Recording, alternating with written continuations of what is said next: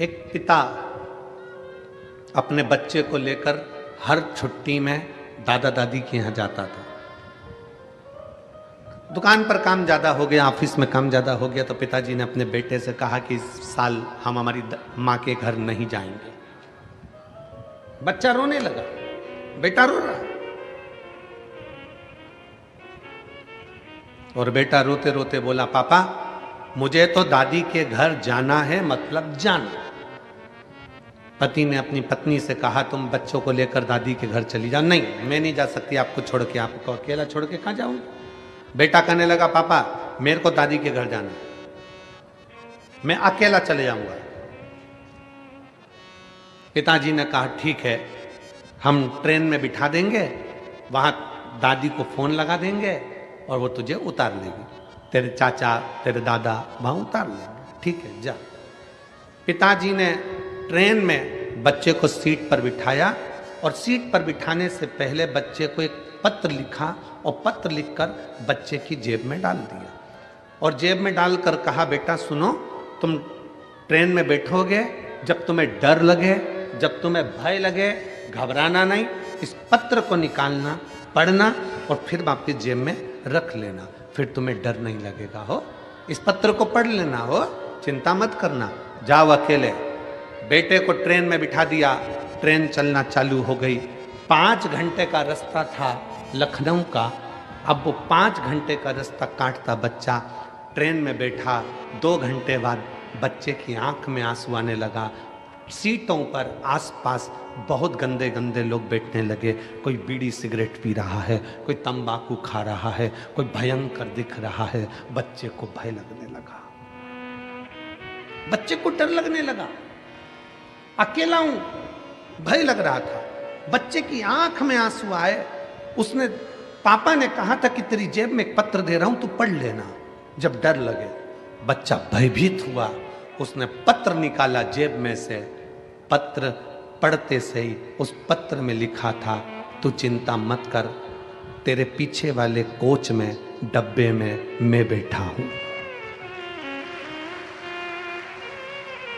पिता ने पत्र में लिखकर रखा था कि तू चिंता मत कर, तेरे पीछे वाले ट्रेन के डब्बे में मैं बैठा हूं, तेरे पीछे मैं बोगी में बैठा हुआ हूं। बच्चे ने पत्र को जेब में रख लिया। अब बच्चा घबराता नहीं है, अब बच्चा रोता नहीं है, क्योंकि उसको मालूम है मेरा बाप, मेरा पिता मेरे पीछे वाले डब्बे में बैठा है। उसी तरह मेरा विश्वनाथ, मेरा कुबेरेश्वर महादेव, मेरा ओघड़दानी महाकाल राजा भी जन्म देने से पहले, तुमको पृथ्वी पर भेजने से पहले कह देता है, चिंता मत करना, मैं तेरे पीछे खड़ा हूं, तू आगे बढ़ता रहना, चिंता करने की जरूरत नहीं है, मैं स्वतः तेरे साथ में हूं, मैं स्वयं तेरे साथ चल रहा हूं, मैं स्वयं तेरे नजदीक में हूं, तुझे चिंता करने की जरूरत नहीं, तुझे भय होने की जरूरत है। और हम अकेले नहीं, हम शंकर के साथ में, शंकर हमारे पीछे कदम से कदम मिलाकर चल रहा है, शंकर हमारे साथ में कदम से कदम मिलाकर आगे बढ़ रहा है। हम अकेले नहीं हैं। हम तो बाबा के भरोसे चलते हैं, हम तो बाबा के भरोसे चलते हैं, ये दुनिया वाले जलते हैं, ये दुनिया वाले जलते हैं, हम तो बाबा के भरोसे चलते हैं, डमरू वाले के भरोसे चलते हैं। हम उसके आश्रित होकर चल रहे हैं, हम उसके बल पर आगे बढ़ रहे हैं, उसके आश्रित होकर हम चल रहे हैं। बाप जैसे बेटे को एक पत्र लिख कर दे देता है कि भय लगे तब, जब डर लगे तो इस पत्र को पढ़ लेना, उसी तरह शिव महापुराण की कथा कहती है, जब भय लगे, जिंदगी में तुम्हें दुख और तकलीफ आए, तो यह पत्र शिव महापुराण ने भी दे दिया। श्री शिवाय नमस्तुभ्यं, श्री शिवाय नमस्तुभ्यं। एक पत्र दे दिया।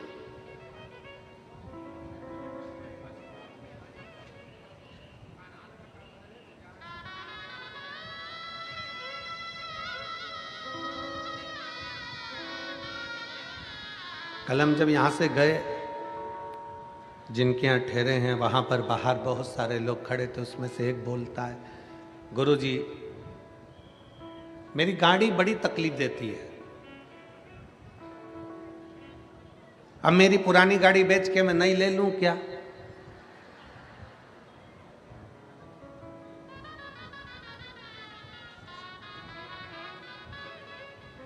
हमने उससे कहा हम ज्योतिषी नहीं जानते कि हम तू नई ले कि पुरानी ले, हम तो इतना जानते हैं कि बंद गाड़ी को भी चला सकता है श्री शिवाय नमस्तुभ्यम।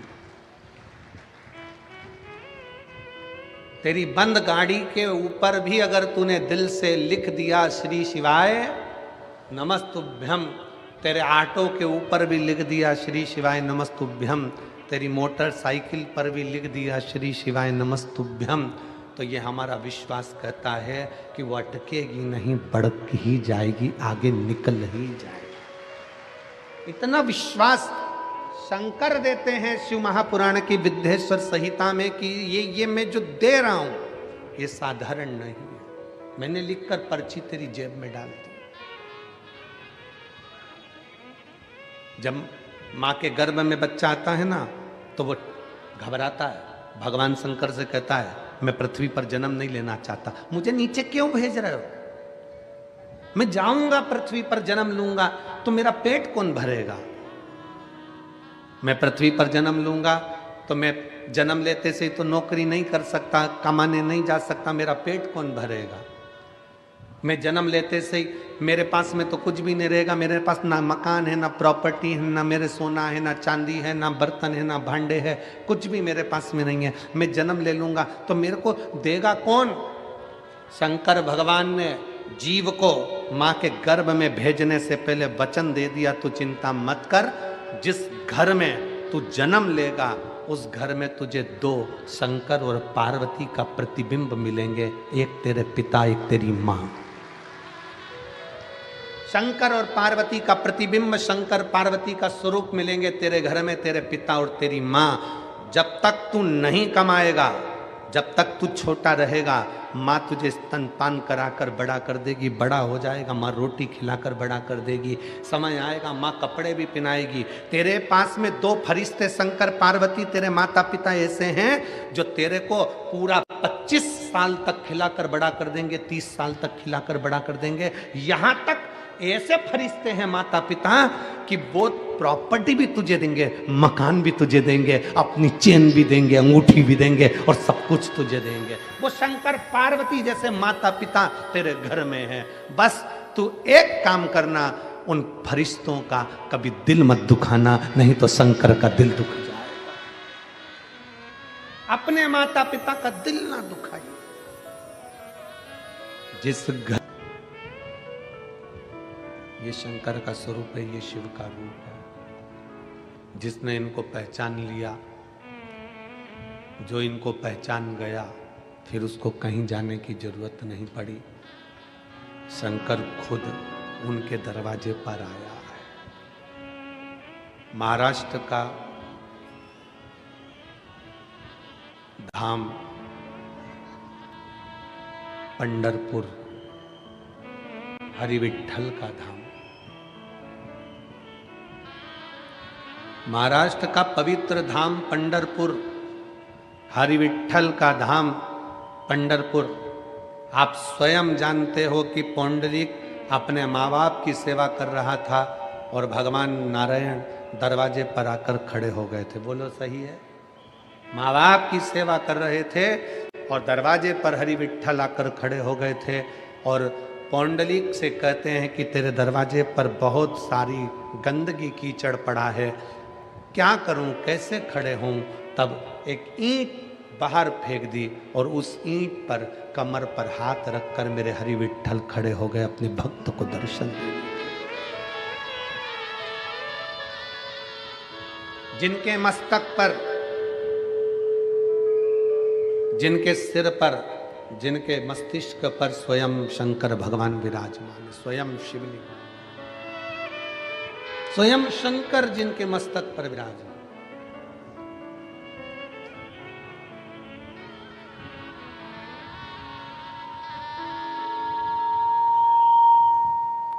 स्वयं शिव जिनके मस्तक पर विराजमान। अगर माता पिता की सेवा आप कर रहे हैं, माता पिता को श्रेष्ठ मान रहे हैं, माता पिता को श्रेष्ठता दे रहे हैं, तो शिव आपके मस्तक पर है, आपके नजदीक में, आपके करीब में। उसको पहचानने में देरी ना करें। शिव महापुराण की कथा कहती है, रोटी कमाना सरल है, पर रोटी परिवार के साथ में बैठकर खाना, जम के बोलो, कठिन है। अगर आपका पूरा परिवार एक जगह पर बैठकर, एक साथ बैठकर भोजन कर रहा है, तो समझ लो कि दुनिया के सबसे सुखी व्यक्ति आप हो, सबसे सुखी। पानी में गिरने से कोई मरता है? जम के बोलो जरा, मरता है कि नहीं मरता? तालाब में कोई गिर गया, समुद्र में कोई गिर गया, नदी में कोई बड़ी नदी है, पानी से लबालूम हो रही है, सरोवर है, कुंड है, तालाब है, कुआं है, कोई गिर गया, मरेगा कि नहीं मरेगा? जम के तो बोलो, मरेगा। पर ईमानदारी से बोलो जरा, पानी में गिरने से कोई मरता है? शिव महापुराण की कथा कहती है, पानी में गिरने से कोई नहीं मरता। पानी में गिरने से नहीं मरता। शिव पुराण की कथा कहती है, उसको तैरना नहीं आता इसलिए मरता है। पानी में गिरने से कोई नहीं मरता। मरता कब है? जब उसको तैरना नहीं आता। पानी में गिरने से क्या मरेगा? तैरना आता तो मरता क्या?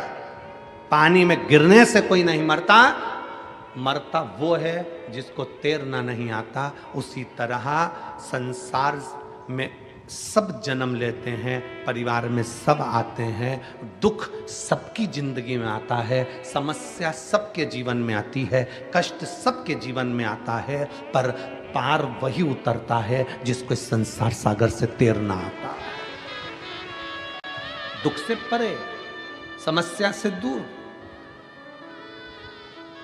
आप सारी समस्या से निपटने के लिए आपने एक बल उत्पन्न कर लिया, सारी समस्या का हल एक लोटा जल। एक लोटा जल आप शंकर जी को समर्पित कर रहे हो, शिव जी को एक लोटा जल चढ़ा रहे हो, शंकर भगवान को एक लोटा जल चढ़ा रहे हो। इससे बड़ा बल तुम्हारे भीतर आ गया कि अब मेरे, जैसे वो बच्चे से जेब में पत्र रख दिया कि तुम चिंता ना करो कि मैं पीछे बैठा हूं, उसी तरह ये सारी समस्या का हल एक लोटा जल, ये व्यक्ति को वो बल दे दिया कि तुम चिंता मत करो, तुमने एक लोटा जल चढ़ाया है, महादेव तुम्हारे साथ कदम से कदम मिलाकर चल रहा है।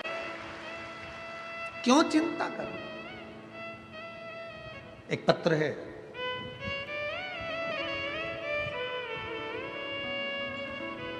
मैं मनाली शुभम अग्रवाल सोनगढ़ गुजरात से लिखती हूँ। कहीं बैठी हो तो एक बेलपत्र लेने के लिए आ सकती हूँ। मैं मनाली शुभम अग्रवाल सोनगढ़ गुजरात से लिखती हूँ। मेरा बेटा कियान शुभम अग्रवाल, जिसकी उम्र 2 साल है, जो हनुमान जयंती तक एकदम अच्छा था, खेलता कूदता रहता था, जो एकदम से 2-3 दिन के बाद धीरे धीरे बीमार पड़ने लगा। 10 से 15 दिन हो गए थे। पत्र को आप लोग एलईडी पर पढ़ सकते हैं, आस्था चैनल पर पढ़ सकते हैं। 10 से 15 दिन हो गए थे। अब उसकी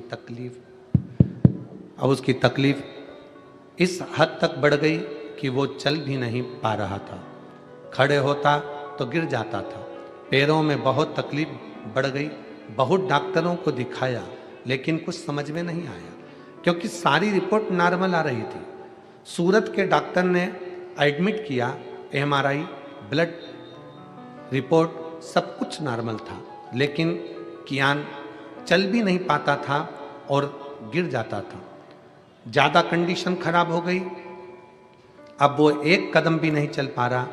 मेरी सास ने मुझे 5 पशुपतिनाथ के व्रत का वर्णन बताया। जैसे ही पशुपतिनाथ के व्रत का वर्णन बताया, मैं करने के लिए तैयार हुई, पर 2 दिन बाद एक रिपोर्ट आई। रिपोर्ट में मालूम पड़ा कि मेरे बच्चे को जीबीएस पॉजिटिव आया है। जीबीएस की बीमारी एक ऐसी बीमारी है जिसमें पाँव से चालू होती है, जिसमें पाँव काम करना बंद कर देता है, पाँव से धीरे धीरे हाथ काम करना बंद कर देता है, शरीर का धड़ काम करना बंद कर देता है, मस्तिष्क काम करना बंद कर देता है, फिर धीरे धीरे उसको सुनना बोलना सब में तकलीफ होने लगती है। मेरा बच्चा पलंग पर ही पड़ा रहता, ना उठ पाता, ना बैठ पाता, ना चल पाता, गिर जाता, परेशान हो गई। बच्चे को इस हालत में देखकर डॉक्टर कहता है कि 10 लाख बच्चों में से किसी एक बच्चे को ये वाली बीमारी होती है। हम परेशान हो गए। तब हमारी बहन ने कहा तुम चिंता मत करो, मैं सीहोर जाती हूँ, वहाँ से रुद्राक्ष लाती हूँ। सीहोर गई, वहाँ से रुद्राक्ष लाई, हॉस्पिटल में इलाज चलता रहा, पर डॉक्टर ने कहा इसका इलाज का कोई हल नहीं है। बच्चे को हम घर ले आए, डॉक्टर ने मना कर दिया कि इसका कोई हल है ही नहीं, ये बच्चा ये बीमार रहेगा, उठ नहीं पाएगा।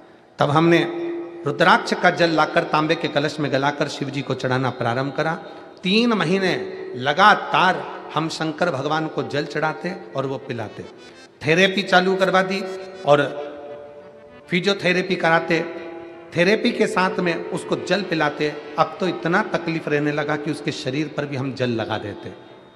करते करते हम 3 महीने निकाल दिए और बाबा ने ऐसी कृपा करी गुरुदेव कि हमने हमारे बच्चे को धीरे धीरे श्री शिवाय नमस्तुभ्यम बोलना सिखाया। जब बच्चे को श्री शिवाय नमस्तुभ्यम बोलना सिखाया, बेलपत्र उसको खिलाना सिखाया, जल उसको पिलाना सिखाया, आज मेरा बेटा वापिस खड़ा हो गया और चलने भी लगा। और डॉक्टर, फिजियोथेरेपी वाले डॉक्टर कहते हैं ये जादू कैसे हो सकता है, इस तरह के बच्चों को ठीक होते कभी नहीं देखा। परंतु आज ये बच्चा हमारा चल भी रहा है और बड़े आनंद के साथ खा भी रहा है और बैठ भी रहा है। ये शिव तत्व। कहीं बैठे हो तो एक बेलपत्र लेने के लिए आ सकते हैं। मैं मनाली शुभम अग्रवाल सोनगढ़ गुजरात से हूँ। मेरा बेटा कियान शुभम अग्रवाल, ये पत्र है 2 साल का है, जिसको जीबीएस पॉजिटिव आया था। शिव पर आश्रित शंकर पर आश्रित एक विश्वास शंकर के प्रति जागृत करिए।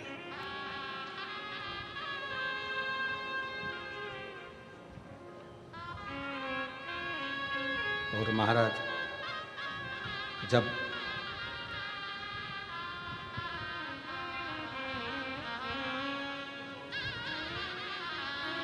हम एक भरोसा अपने भीतर शंकर के प्रति जागृत करते हैं तो शिव हमारे करीब में आता चले जाता। क्या देगा, कैसे देगा, ये कोई नहीं जान सकता।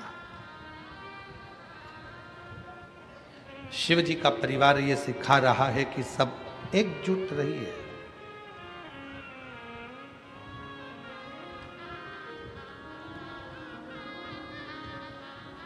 परिवार को छोड़ने की जरूरत नहीं है शंकर को भजने के लिए। घर छोड़ने की जरूरत नहीं है शंकर को भजने के लिए। वस्त्र आभूषण छोड़ने की जरूरत नहीं है शंकर को भजने के लिए। शिव को भजने के लिए तो केवल एक चीज आपको छोड़ना है और वो है आपके भीतर का अहंकार। अहंकार गया, शिव मिल गया। शंकर अहंकार के बल छोड़ते ही प्राप्त हो जाता है। अभिमान गया और शिव मिला।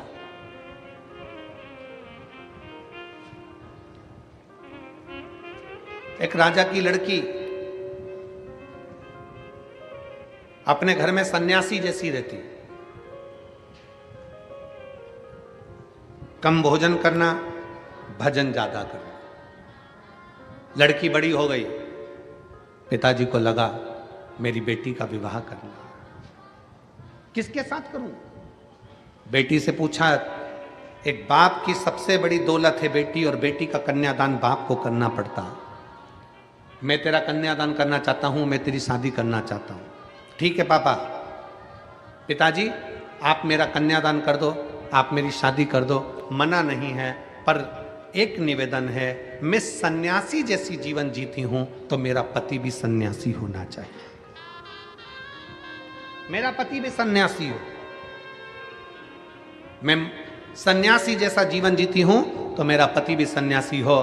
राजा ने देखा एक सन्यासी मिल गया और राजा ने उसके साथ में अपनी बेटी को दे दिया, ब्याह दिया।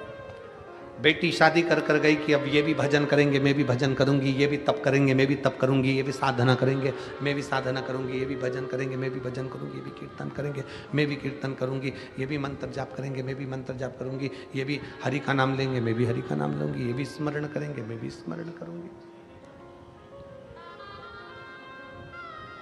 अच्छी जोड़ी हो गई, श्रेष्ठ जोड़ी है कि अब भजन में लग गए दोनों, कीर्तन में लग गए दोनों, स्मरण में। 1.5 महीना निकला, केवल 1.5 महीना, 1.5 महीना निकला। बेटी भी सन्यासी का जीवन जी रही थी और पति भी सन्यासी का जीवन जी रहा। 1.5 महीना निकला और 1.5 महीने बाद बेटी ने देखा कि एक कटोरे के अंदर 4 रोटी रखी है, सूखी रोटी। तो बेटी ने अपने पति से पूछ लिया, सन्यासी से पूछा, ये 4 रोटी कैसे रखी हुई है, ये 4 रोटी किसने रखी है? सन्यासी बोले, ये रोटी मैंने रखी है। क्यों? कल अगर कहीं से अन्न नहीं मिला, कल के लिए ये रोटी, रूखी सूखी रोटी मैंने रख दी। पत्नी अपने पति के हाथ जोड़ ली, हाथ जोड़।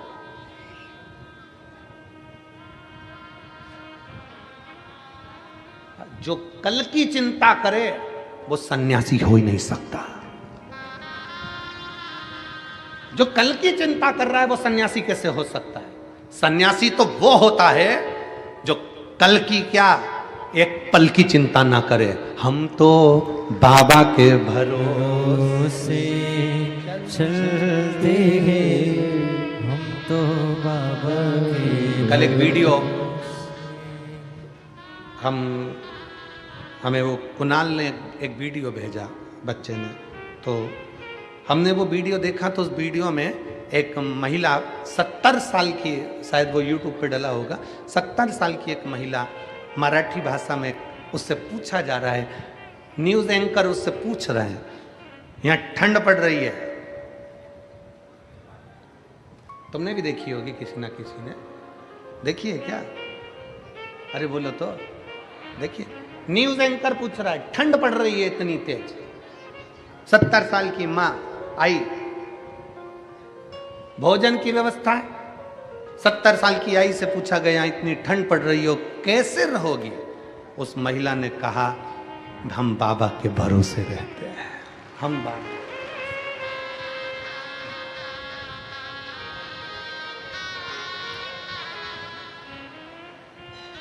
कल की चिंता भी ना करें।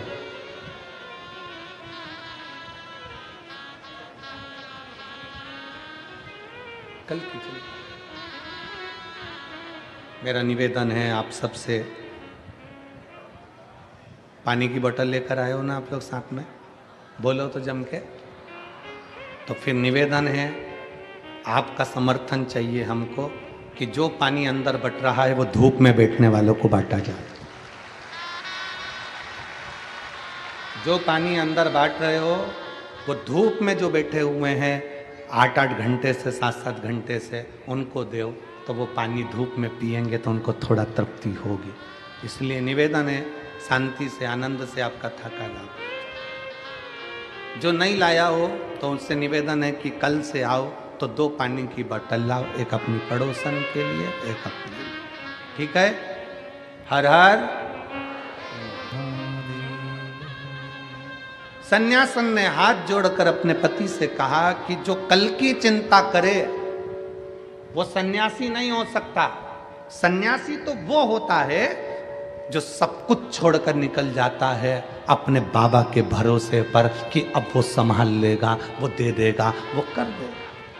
और यहाँ इस पावन कथा के पंडाल में कई मेरी जीजियां, कई मेरे जीजा ऐसे हैं जो सन्यासी जैसा जीवन जी रहे हैं, जो अपने घर से चलते हैं तो भोलेनाथ पर आश्रित होकर चलते हैं, जो कथा में बैठते हैं तो भोले के भरोसे बैठते हैं, जो कथा सुनते हैं तो शिव के भरोसे होते हैं, शंकर के भरोसे।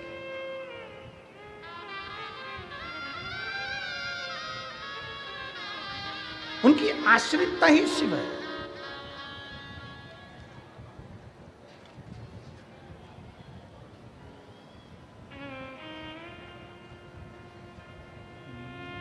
उसने भी आपको प्रसाद में दिया। मेरे बेटे के पास में जो था वो बेटे ने आपको दे दिया। पर मुदगल ऋषि तो कह रहे थे और दुर्वासा जी नैनों से इशारा कर रहे थे कि बहू के पास है, अभी प्रसाद रखा। परीक्षा कैसी लेता है भोलेनाथ? हमने पहले भी कथा में कहा, दुख जब भी आता है ना तुमको निखारने के लिए आता है। तकलीफ जब भी मिलती है ना तुमको अच्छा बनाने के लिए मिलती है। हमने पहले कथा में कहा, एक रेस का घोड़ा रेस में खड़ा होता है, उसका मालिक उस पर बैठ जाता है। घोड़े को नहीं मालूम कि मुझे रेस में खड़ा करा है, घोड़े को नहीं मालूम कि मुझे दौड़ना है, घोड़े को नहीं मालूम कि मुझे रेस में जीतना है। बस घोड़ा खड़ा है और मालिक उस पर बैठकर कोड़े से कोड़ा मारते जाता है, पिन चुभाते जाता है, मारता है, पिन चुभाता है, मारता है, पिन चुभाता है। घोड़े को बहुत तकलीफ होती है और इतनी तकलीफ घोड़े को होती है कि घोड़ा भागता है, इतना भागता है, दुनिया ताली बजाती है इसलिए कि घोड़ा आगे निकल रहा है। पर घोड़े से पूछा जाए कि तू भाग क्यों रहा है, तो घोड़े को समझ में आता है कि मुझे कष्ट इतना मिल रहा है कि मुझे दौड़ना पड़ रहा है। वो कष्ट के कारण वो दौड़, वो कष्ट इतना दौड़ा, इतना दौड़ा, इतना दौड़ा कि आखिरी में वो घोड़ा पहले नंबर पर आ गया, रेस में जीत गया। दुनिया ने सोचा कि रेस घोड़ा जीता है, पर घोड़े से पूछो वो रेस नहीं जीता है। घोड़े को तो जो मार पड़ रही थी, जो कष्ट मिल रहा था, जो तकलीफ आ रही थी, घोड़ा उस तकलीफ को झेलकर दौड़ रहा था, अपने कष्ट के कारण दौड़ रहा था। इतना दौड़ा, इतना दौड़ा कि आगे निकल गया और रेस में जीत गया। उसी तरह मेरा भोले बाबा जब तुम्हें दुख देता है, तकलीफ देता है, कष्ट देता है, तो समझ लेना तुम रेस के घोड़े हो और तुम्हें आगे निकालना है, इसलिए दुख दे रहा। तुम रेस के घोड़े हो, तुम्हें आगे निकालना है, इसलिए वो कष्ट दे रहा है। तुम रेस के घोड़े हो, तुम्हें आगे ले जाना है, इसलिए वो तकलीफ दे रहा है। तुम रेस के घोड़े हो, तुम्हें दुनिया से अग्रण्य लेकर जाना है, इसलिए वो तुम्हें कष्ट प्रदान कर रहा है। उसमें हमें दुखी नहीं होना, उसमें हमें कष्ट नहीं लेना। मुदगल ऋषि ने सोच लिया कि ये भोलेनाथ जी जो आए हैं, दुर्वासा ऋषि जो आए हैं, ये साधारण नहीं है। आज जो कष्ट मिल रहा है ना, पहले तो अपने भीतर एक बात उतार लो, ऋषि का दर्शन, गुरु का दर्शन, संत का दर्शन, साधु का दर्शन, तपस्वी का दर्शन, साधक का दर्शन, किसी भगवान के भक्त का दर्शन, नदी, तालाब, बावड़ी, कुआं, कोई समाधि, कोई मंदिर, कोई देवालय, कोई शिवालय का दर्शन यदि होता है अपनी जिंदगी में, तो ये अंदाजा लगा कर रखना कि हमारे पूर्व के कोई पुण्य बहुत ज्यादा प्रबल हो गए होंगे, जो आज हमें संतों का दर्शन हो जाता है। साधु जन, गुरुजन, तपस्वी जन, साधक जन जो हमको मिल रहे हैं, जो उनका दर्शन हम कर रहे हैं, कोई हमारे पूर्व का पुण्य बहुत प्रबल हुआ होगा, हमारे पुण्य का प्रबलता बनी होगी, तो हमको दर्शन का फल मिला। एक बच्चा गुल्लक भरता है, भरते जाता, जब उसको गिफ्ट की जरूरत पड़ती है तब तोड़।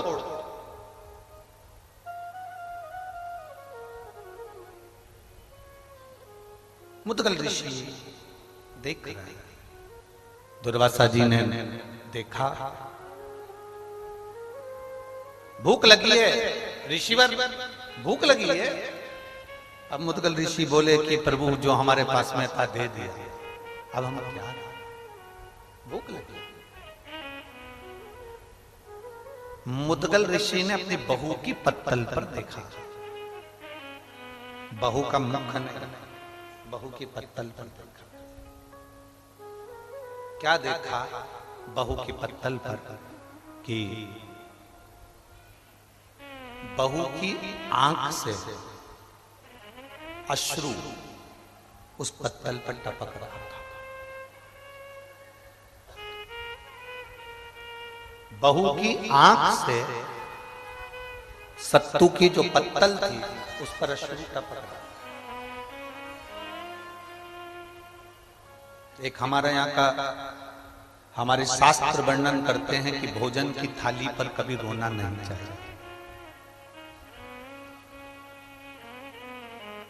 भोजन की थाली के सामने कभी मत रो। शिव महापुराण की कथा कहती है, जो तुम्हारे सामने भोजन आया है उसको इतने प्रेम से पाना, इतने प्रेम से पाना कि तुम्हारे चेहरे पर चमक आ जाए। भले तुमको वो भोजन पसंद नहीं आया, भले वो भोजन में स्वाद नहीं है, पर तुम्हारे प्रसन्नता के साथ खाना। क्योंकि जिस प्रसाद को हम पाते हैं, जिस भोजन को हम करते हैं, उस समय पर हम जैसे अपने मन में अनुभव करते हैं, भोजन पहुंचने के बाद हमारी इंद्रियों को उसी तरह का बल प्रदान करता है। इसलिए कभी भी भोजन करते समय आंसू बहाते समय भोजन ना करें, रोते रोते भोजन ना करें, क्रोध करते करते भोजन ना करें। शिव महापुराण की कथा तो यहां तक कहती है कि तुम्हारे सामने टीवी चल रही है तो टीवी को बंद करो फिर भोजन करो। हाँ, अगर टीवी पर कोई सत्संग आ रहा है, कथा आ रही है, गीता जी आ रही है, श्रीमद् भागवत आ रही है, शिव पुराण आ रही है, भजन चल रहा है, तो भले टीवी चालू रखकर भोजन कर लो। पर अगर कोई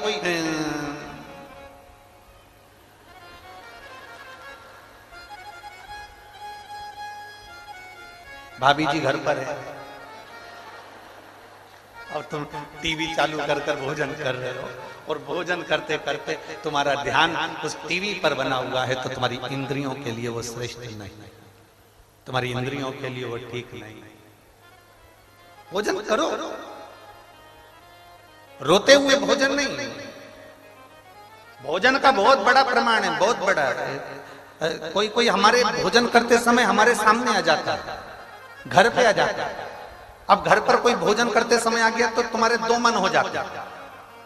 एक मन से तो तुम कह रहे हो आओ साहब भोजन कर लो, और दूसरे मन से सोच रहे हो जाता क्यों नहीं।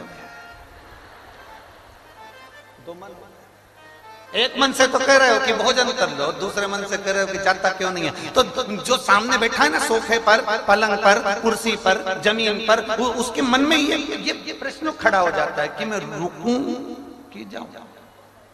अब एक मन से तो तुम कह रहे हो भोजन कर लो, दूसरे मन से कह रहे हो कि जाता क्यों नहीं है, तो दो मन हो गए। वो दो मन में तुम खुद उलझ गए। अब उलझे यूं हो कि मैंने भोजन का बोल दिया और अंदर जाके देखा भी नहीं, और इतनी देर में वो उसने कह दिया हाँ साहब मैं तो भोजन करूंगा, और वो बैठ भी गया। अब तुम अंदर जाओ, फिर जो जगदम्बा है, चंद्रघंटा है, कुष्मांडा है, फिर उसका जरा मुंह देखना। पहले नहीं बोलते बता, मैं ज्यादा लोगों का भोजन बना लेती, इतना सारा बना लेती, चार चार लोग सामने आकर बैठ गए, इनको कहां से कराऊं, रोटी बनाना पड़ेगी, सब्जी बनाना पड़ेगी, ये बनाना पड़ेगा। इतने में पति बोला एक काम कर, मैं अपनी थाली उठा कर लाता हूं, उसमें जो जो रखा है तो वो दे दे। पर ए देवी थोड़ी देर चुप हो, तेरे हाथ जोड़। अब जो बाहर बैठा है ना वो भी उलझा हुआ है, खाऊं कि नहीं, क्योंकि अंदर जितने हैं ना वो सब खिलाने के पक्ष में नहीं है। और जो खा रहा था तो वो तो झूठे मुंह तो बोलना ही पड़ेगा ना कि लो साहब भोजन करो साहब, तो मन इसका भी नहीं था, पर बोला है खाओ, और उसका मन था कि मैं खाऊं, अब वो भी उलझा था। वो इंद्रियों के लिए श्रेष्ठ नहीं, वो इंद्रियों के लिए ठीक नहीं। शिव कथा कहती है मेरे भोले बाबा जब प्रसाद ग्रहण करने बैठते थे, आकड़िया की रोटी बन, थोड़ा सोचने वाली बात है कि आंसू गिरे थे, अश्रु आए थे।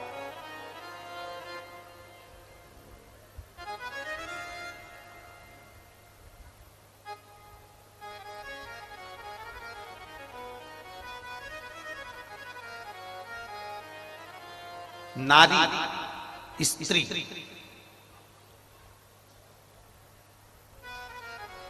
सबसे सुंदर और सबसे बलवान कब होती है? स्त्री ब्यूटी पार्लर में तैयार होकर आएगी तो ज्यादा सुंदर दिखेगी क्या? जम के बोलो जरा। नहीं, स्त्री कहीं वो क्या बोलते हैं आजकल, वो एक्सरसाइज करने की जगह को जिम, हाँ जिम, वहां ट्रेनर है कोई दीदी और वो उसको पूरी एक्सरसाइज करा रही है और उसको बल प्रदान कर दिया तो क्या वो बलवान हो जाएगा? एक समझना, बहुत जोरदार बात है। ये शिव पुराण की सबसे सुंदर बात है जो पार्वती जी को भगवान शंकर ने अमरनाथ की गुफा में कही। जिस अमरनाथ जी की गुफा में तुम दर्शन करने जाते हो, उस अमरनाथ की गुफा में ज्ञान देते समय भोलेनाथ जी ने अमर कथा के अंदर इसको वर्णन किया। जरा ध्यान दो, जितने आस्था चैनल पर सुन रहे हैं, जितने फेसबुक यूट्यूब पर सुन रहे हैं, जितने सुंदर तारा बाबा की कुटिया में बैठकर कथा को सुन रहे हो, अपने चित्तवृत्ति में उतारो। ब्यूटी पार्लर जाने पर इतनी सुंदरता स्त्री को नहीं मिलती, जिम में एक्सरसाइज करने पर इतनी बलता स्त्री को नहीं मिलती, जितनी सुंदरता और बलता, जितनी सुंदरता और बल केवल पति अपनी पत्नी को अगर इज्जत से बात कर ले तो उसके चेहरे पर सुंदरता आ जाती है। पति अपनी पत्नी से केवल इज्जत से बात कर ले, तरीके से बात कर ले, सम्मान से बात कर ले और उससे कह दे तुझे चिंता करने की जरूरत नहीं, मैं बैठा हूं, तो स्त्री में बल भी आ जाता है और उसकी सुंदरता भी बढ़ जाती है, उसको पार्लर से सुंदर हो जाता है। जितनी पार्लर में सुंदर नहीं हो सकती उतना बस पति इज्जत से बात करे, पति सम्मान से बात करे, पति सत्कार से बात करे, एक बार प्रेम से उससे बोल ले, स्त्री वैसे सुंदर दिखने लगती है। पर जब भी बोलता है ऐसा बोलता है जैसे कुएं में मेंढक ढर ढर करता है।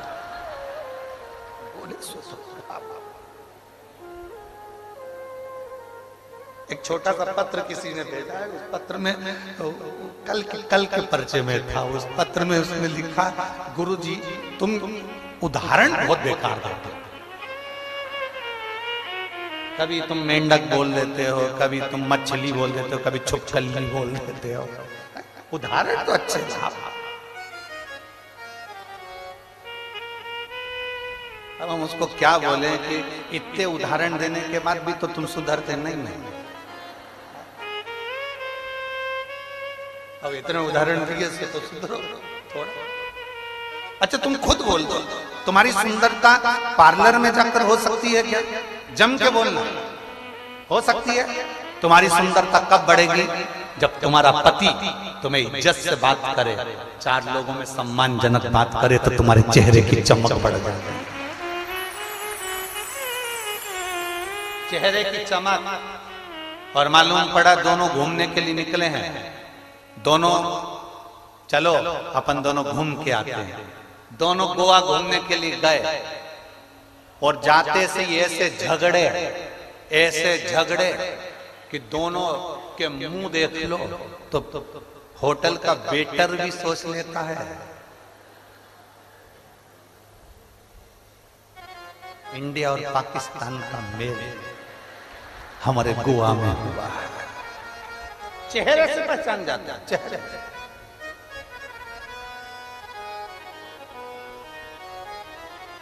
चेहरे से पहचान जाता है कि ये साधारणता नहीं।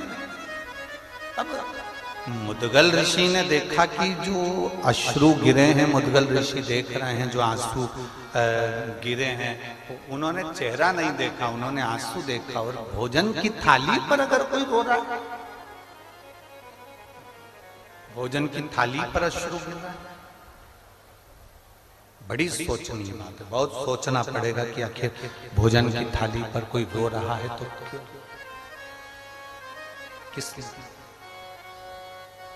किस कारण अश्रु। और जब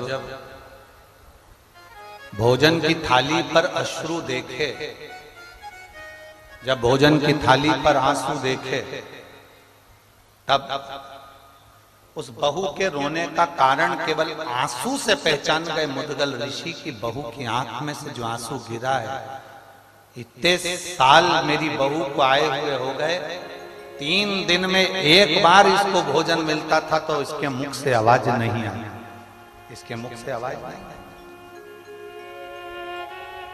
3 महीने में भोजन मिला तो इसके मुख से आवाज नहीं आई, भूखी रही तो इसके मुख से आवाज नहीं आई।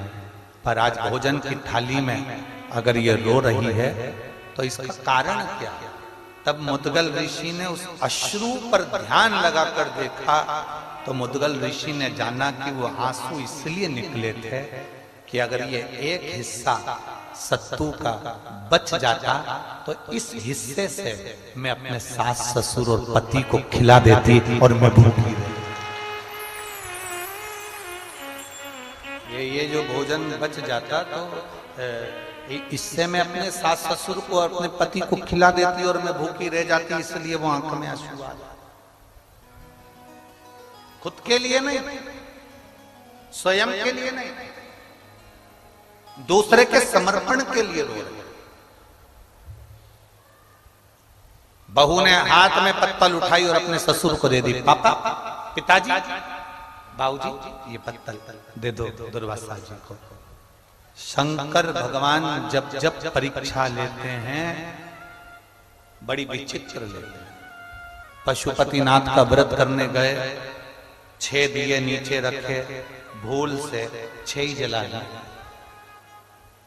पशुपतिनाथ का व्रत करने गए, मालूम पड़ा घर में माचिस छूट गई और मंदिर में माचिस मांग कर अपने दिए को जला रहे हो, व्रत नहीं लग सकता, व्रत नहीं लग सकता। शिव महापुराण में पशुपतिनाथ के व्रत में तो यहां तक लिखा है कि अगर बेटी मायके में पशुपतिनाथ का व्रत कर रही है तो ससुराल में जिस घर में उसको दिया गया है, कन्यादान हुआ है, उस घर के अन्न से या उस घर के धन से पशुपतिनाथ का व्रत करे। मायके के अन्न और धन से पशुपति व्रत भी नहीं होगा। आप किसी के यहाँ रिश्तेदार में गए हो, शिव महापुराण की कथा में पशुपतिनाथ के व्रत का विधान बताया कि आप किसी के घर में गए हो और आपका पशुपति व्रत होगा। जरा जम के बोलो।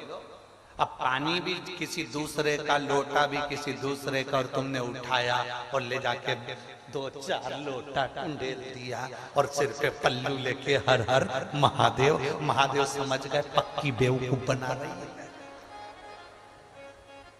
इससे फल नहीं है, इससे आनंद नहीं। भगवान भी सोचेगा फिर आई गाय को, खा लिया, खा गई, लोटा मंदिर का, बोलते जाओ जल्दी जल्दी, पानी मंदिर का, महादेव मंदिर का। इसीलिए कभी कभी भगवान फिर तुम्हारी चप्पल चोरी करवा देता है, इसी चक्कर कि अरे ओ कंजूसड़ी। भगवान भी कहता है कि अब जा, और जो मंदिर के बाहर गई उर्रा, फिर वाला ए ताऊ, ए ताऊ, ताऊ बोले क्या, चप्पल कहां गई? तो ताऊ बोला मैं तेरा का नौकर, चप्पल देखूं तेरे, तू ढूंढ, नहीं मिली। 3 दिन तक डिप्रेशन में चल जाए, अब नहीं जाऊंगा। सियोर वाले महाराज ने कहा था जल चढ़ाना, मुझे क्या मालूम था कोई मेरी चप्पल चुरा के ले जाएगा।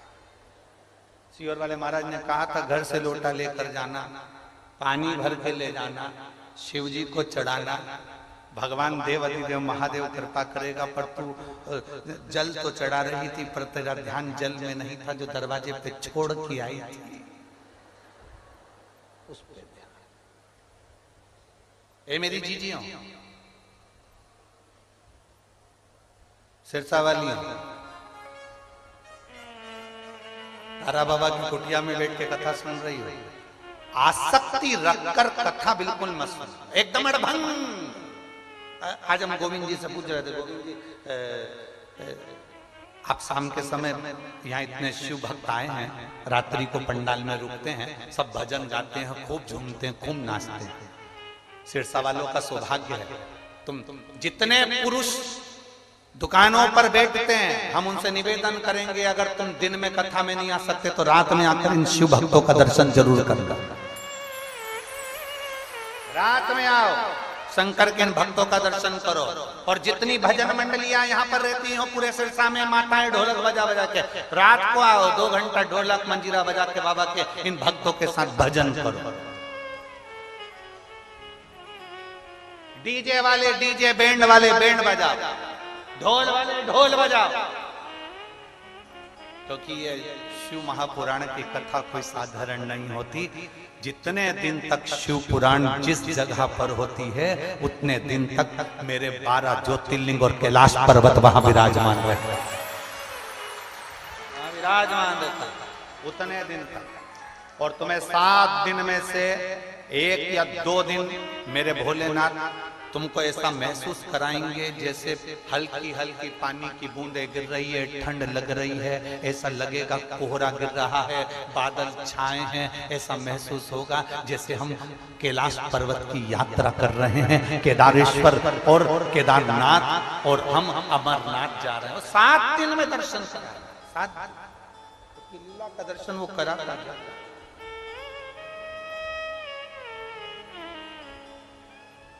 पूरे 7 दिन में 1 दिन वो अपनी लीला का दर्शन जरूर करा था। वो उसने अपनी भक्ति देना सीखी है और प्रदान करता है,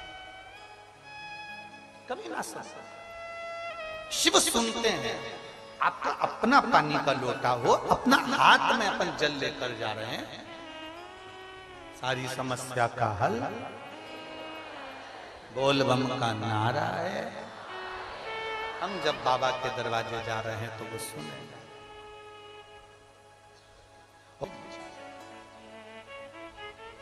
थाली दुर्वासा बाबा को दिया, परीक्षा लेता है मेरा भोलेनाथ। पशुपति व्रत करे, 6 दियों में दिया लगा दिया, पशुपति व्रत करा, प्रसाद छोड़ कर आया, माचिस घर रह गए, पूजन का सामान रह गए, कभी कभी थाली रखी थी सुबह की पूजन की, उसको किसी ने धो दिया। भगवान चाहता है अभी तेरे व्रत पूरे नहीं हुए, 1 आध व्रत और बढ़। कभी कभी 6 की 6 दिए लगे थे, सब में हवा के चलते से पूरे 6 की 6 जल गए।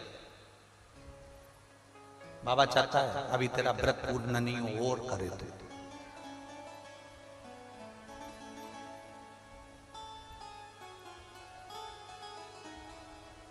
इतनी जल्दी पूर्णता नहीं। अब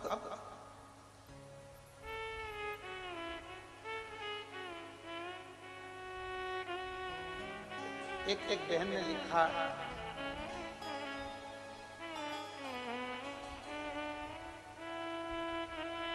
मेरा नाम मीनाक्षी सोनी है, हम अक्षयगढ़ राजस्थान से हैं।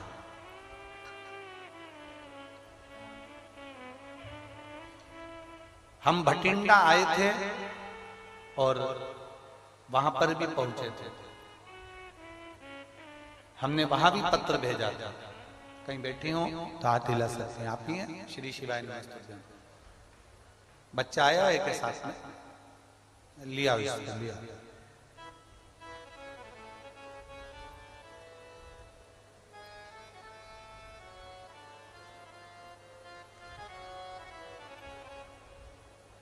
गुरुदेव, बेटी तो थी हमारी, पर हमारे घर में पुत्र की प्राप्ति नहीं थी। आए दिन लोग ताना देते थे, अपशब्द कहते थे।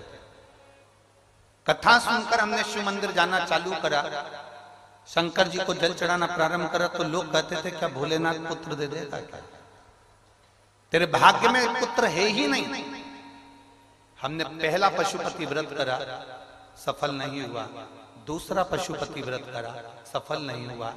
तब हमने पशुपति व्रत छोड़े नहीं, बाबा से हमने रुककर फिर पशुपति व्रत करा और बाबा की कृपा से मेरे घर में पुत्र रत्न की प्राप्ति हुई। मैं बाबा को प्रणाम करने की। गुरुदेव, दुनिया बड़ी विचित्र है, शब्द के बाण बहुत छोड़ते। मेरी जीजी, ये संसार है ही ऐसा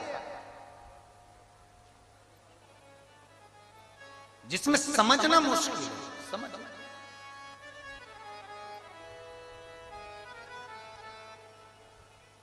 अभी कहा था, घोड़े को जो कोड़े पड़ रहे हैं उसके जीतने के लिए, घोड़े को जो पिंच बोया जा रहा है वो उसको जीतने के लिए। और आपके ऊपर अगर कोई अपशब्द कह रहा है, कई लोग कहेंगे शंकर जी को जल चढ़ाने से क्या होता है, बेलपत्री खाने से क्या होता है, शिव जी की आराधना करने से क्या होता है। एक पत्र और है, देखिए।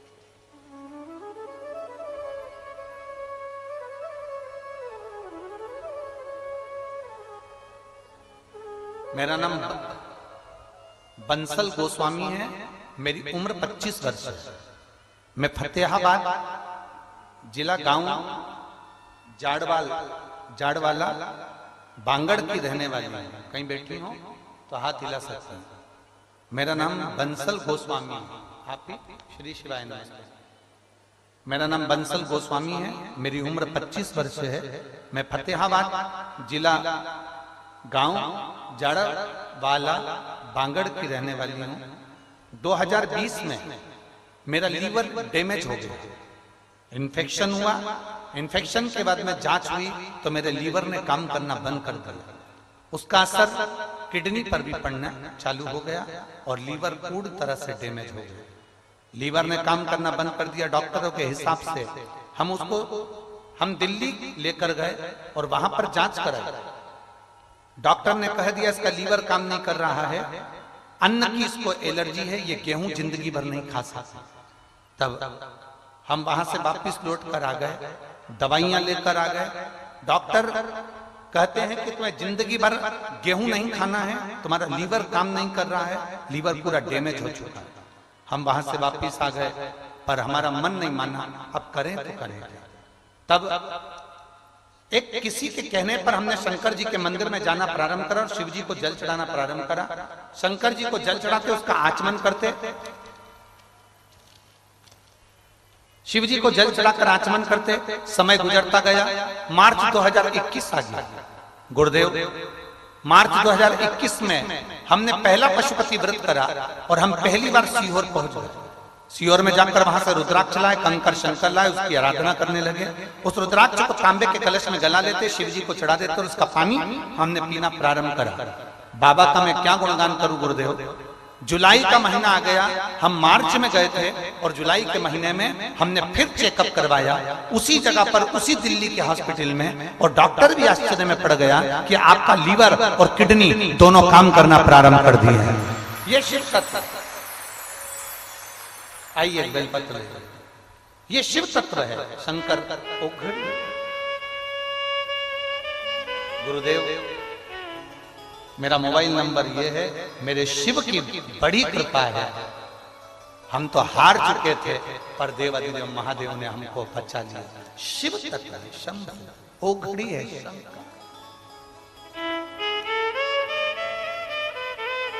कल आज हमारे गोविंद जी बता रहे थे, उन्होंने भेजा था।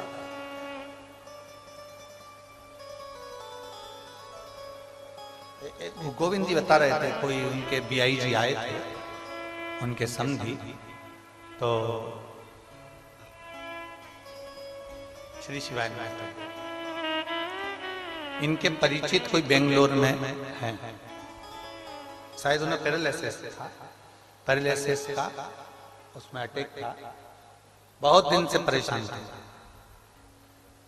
बता रहे थे कि कल तारा बाबा की कुटिया से जो कथा चल रही है, उस कथा को उन्होंने पहली बार श्रवण करा उनकी माता ने, और पहली बार श्रवण कर कर वो व्हील चेयर से खड़ी हुई और उनके मन में बल और विश्वास प्रकट हुआ और उनका शरीर ठीक हुआ। बहुत शिव तत्व।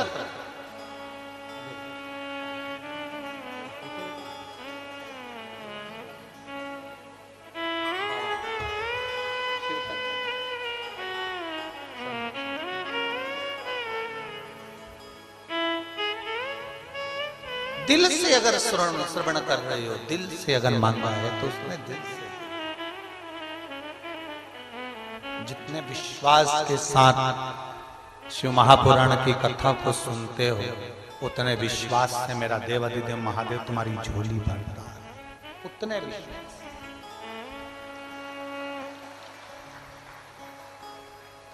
बस पहचान लो, थोड़ा परीक्षा लेगा।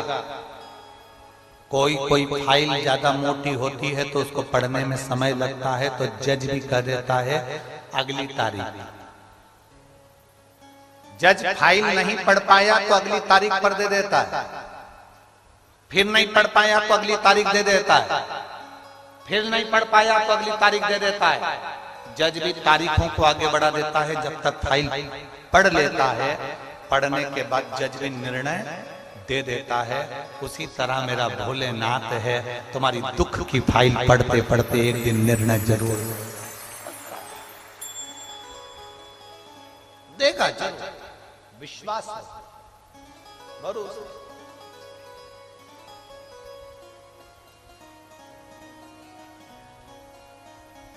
विश्वास नहीं टूटना चाहिए।